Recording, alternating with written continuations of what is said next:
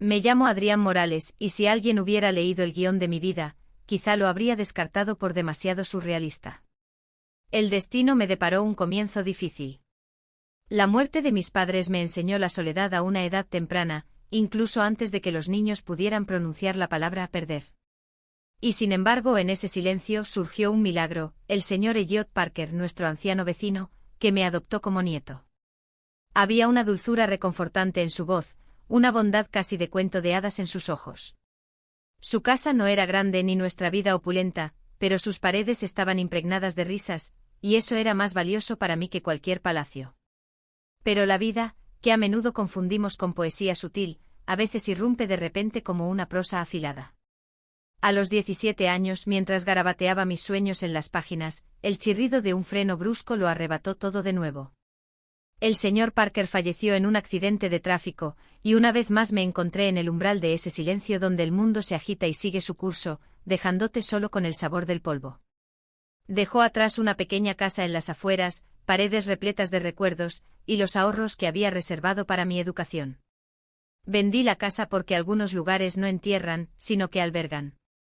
Entre las luces brillantes y las multitudes anónimas de la ciudad, comencé una nueva etapa con un presupuesto ajustado y en un pequeño apartamento alquilado. Estudiaba finanzas y cada número, cada gráfico, cada caso práctico era parte de la supervivencia, no de un sueño romántico.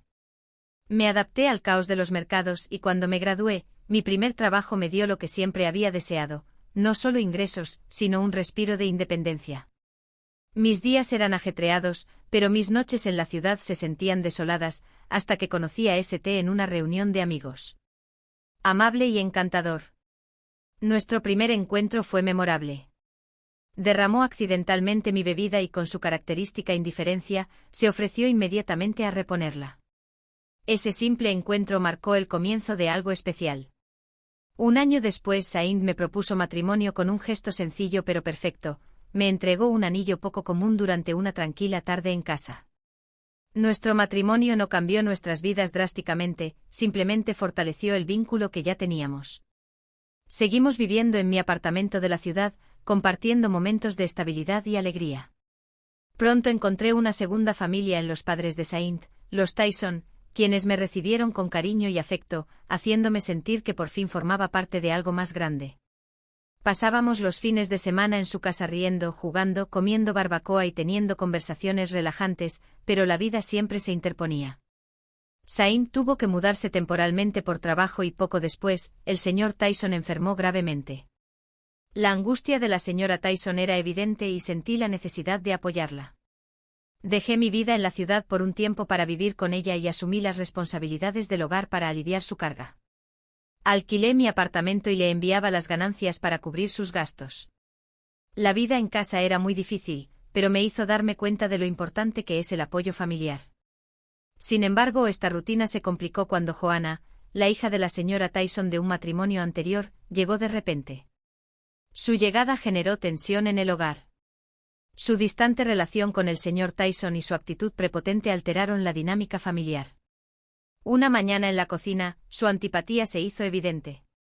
No estoy aquí para ser la ama de llaves ni la cocinera de nadie, dijo fríamente, dejando clara su postura. Intenté mantener la calma y ser diplomática, pero su actitud solo empeoró el ambiente. Desde pedir comida solo para ella y su madre hasta dejarme cajas vacías para limpiar, sus acciones añadieron más tensión a una situación ya de por sí complicada. A pesar de todo, intenté mantener la compostura y cumplir con mis responsabilidades, recordándome que el amor y la familia son los pilares que nos sostienen incluso en los momentos más difíciles. El desdén de Joanna era innegable y aunque me dolía profundamente, decidí soportarlo por el bien del señor Tyson. Una noche, en un intento por restablecer la normalidad, la señora Tyson, recordando su amabilidad pasada, me invitó a cenar. Sin embargo, antes de que pudiera aceptar, Joan interrumpió de repente. Mamá ha estado ocupada todo el día. Quizás quiera cenar más tarde, dijo con voz fingida. El mensaje era claro, no era bienvenida. Con cada día que pasaba, mis responsabilidades bajo el dominio tácito de Joan se duplicaban. Por las noches oía susurros entre él y su madre, sembrando discordia en mi contra. Poco a poco el semblante de la señora Tyson se fue enfriando. La gratitud que antes me había mostrado se desvaneció, reemplazada por miradas reservadas y palabras distantes. Cuando falleció el señor Tyson, el funeral fue una ceremonia discreta. St. llegó justo a tiempo para despedirse de su padre, y su presencia conmigo en ese triste momento me brindó un valioso consuelo. Sin embargo, después del servicio, el ambiente en la casa cambió considerablemente. Joan, que se había mostrado extrañamente cortés a la llegada de St., se volvió inusualmente amigable, casi manipuladora. ¿Cómo te sentiste después de que me fui?, preguntó St. sonriendo en un momento de tranquilidad. Dije con calma, no oculté la verdad por miedo, sino para evitar añadirle otra carga a su corazón. Pero en el momento en que Saint se marchó, el ambiente en la casa cambió. La máscara de compasión se desvaneció del rostro de Joanna como la última hoja que cae al viento en otoño. Aquel brillo oblicuo y venenoso volvió a sus ojos, como si cada respiro que yo daba erosionara su orgullo. Poco a poco, hasta las paredes empezaron a respirar de otra manera. La señora Tyson, sumida en su dolor, se distanció de mí como si fuera una planta marchita en una vieja veranda, a veces regada, ahora dejada secar. Las frías instrucciones sustituyeron al té caliente, una sonrisa a la rigidez, ¿y el hogar? El hogar ahora parecía menos un hogar y más un espejo, cada reflejo me recordaba, aquí fuiste un invitado, y ahora solo una presencia tolerada. Joanna se apoderó de la casa, como si fuera la legítima dueña, sin importarle los sentimientos de los demás. Su intromisión en mi vida alcanzó su punto álgido cuando empezó a hurgar entre mis pertenencias. Un día, buscando un poco de paz en el jardín, encontré una caja escondida entre los arbustos. Al abrirla encontré mis relojes, joyas y otras pertenencias, además de mucha ropa, tirada sin cuidado entre los arbustos. Una oleada de ira me invadió. Caja en mano, entré en la sala y vi a Joanna tumbada en el sofá, con aire arrogante. «¿Qué tonterías haces, Joanna?», dije, temblando de rabia. «No puedes simplemente tirar mis cosas». Su risa gélida rompió la tensión. «¿Te quedas aquí para nada?», respondió con desdén. «Eres solo una invitada, y ni siquiera eso». «Bienvenida». Sus palabras me hirieron profundamente. Miré a la señora Tyson, que acababa de entrar, y le pedí ayuda. «Por favor, diles que no me traten así», supliqué entre lágrimas. «Esta también debería ser mi casa», dijo, «ahora es la de Joanna. Quizás sea hora de que busques otro lugar donde vivir». Me quedé allí con la caja en las manos, el corazón destrozado. A pesar de esta dolorosa traición, cumplí la promesa que le hice al señor Tyson en su lecho de muerte, cuidar de su esposa y no dejar que Joanna lo controlara. Pero con cada día que pasaba, la señora Tyson imitaba la crueldad de su hija. Una noche, mientras recogía después de la cena, la señora Tyson me miró con frialdad. «Sigues aquí sentada, metida en todo, ¿verdad?», espetó con un desprecio punzante. Su frialdad era una vía de escape. Pero me recordé a mí misma que la promesa que le había hecho no era solo al señor Tyson, sino también para demostrarme que incluso ante el desprecio y la adversidad, podía mantener mi integridad. «Hago lo que puedo. Hago todo lo posible para que todo salga bien», respondí, intentando mantener la compostura a pesar del dolor que me causaban sus palabras. «Debes haberme traicionado», bromeó Joanna con sarcasmo.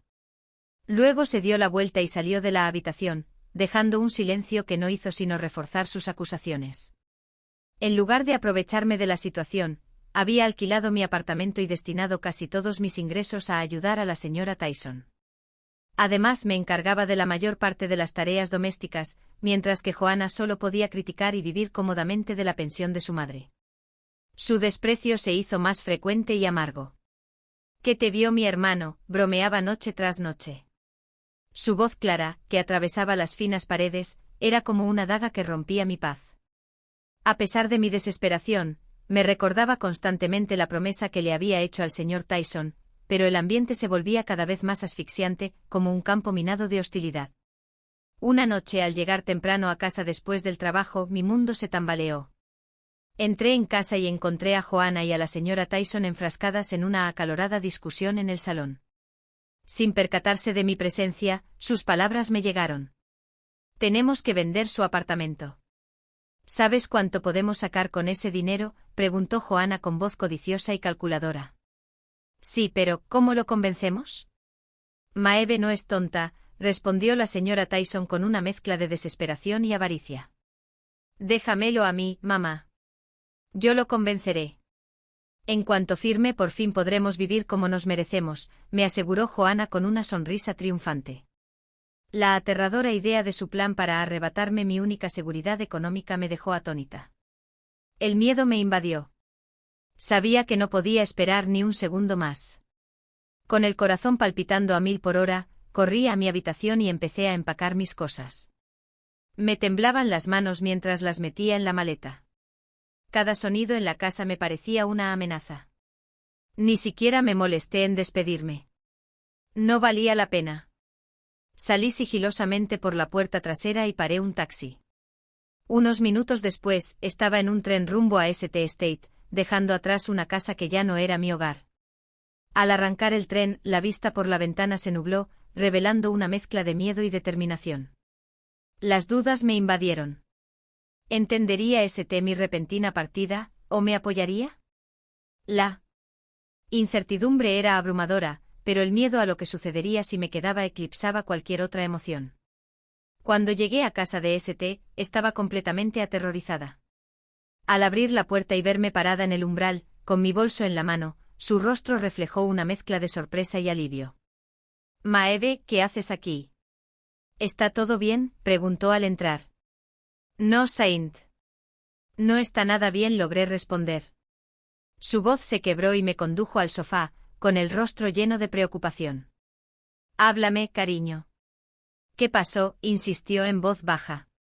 Entonces le conté todo. Le hablé del regreso de Joanna, de la creciente tensión en casa, de los desplantes, del lavado de dinero y finalmente del complot para obligarme a vender mi apartamento. Me lo había guardado todo para mí, intentando no aumentar su estrés mientras trabajaba. Con cada palabra, la expresión de Saint se ensombrecía. Cuando terminé, tenía los puños apretados y la mandíbula tensa. «¿Por qué no me contaste todo esto antes?», preguntó con una mezcla de ira y preocupación en la voz. No quería causar más problemas. Pensé que podía manejarlo sola, admití, sintiéndome tonta por haberlo dicho en voz alta. «Maldita sea, Maeve, no deberías tener que lidiar con esto sola», exclamó, poniéndose de pie. Su ira era palpable. Saint caminaba de un lado a otro de la habitación, con expresión seria. «No puedo creer que mi madre y Joanna te traten así», dijo, deteniéndose frente a mí.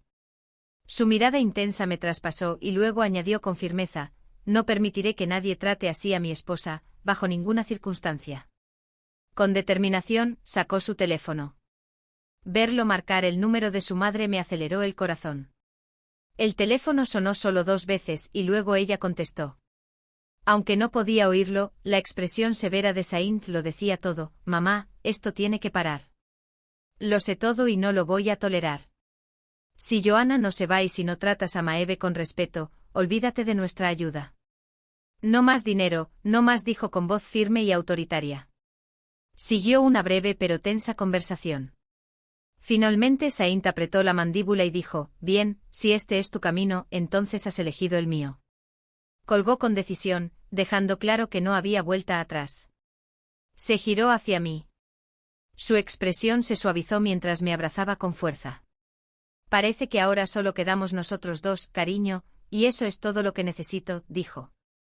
Me acurruqué en él, reconfortada en sus brazos, y sentí como el torbellino de emociones comenzaba a amainar.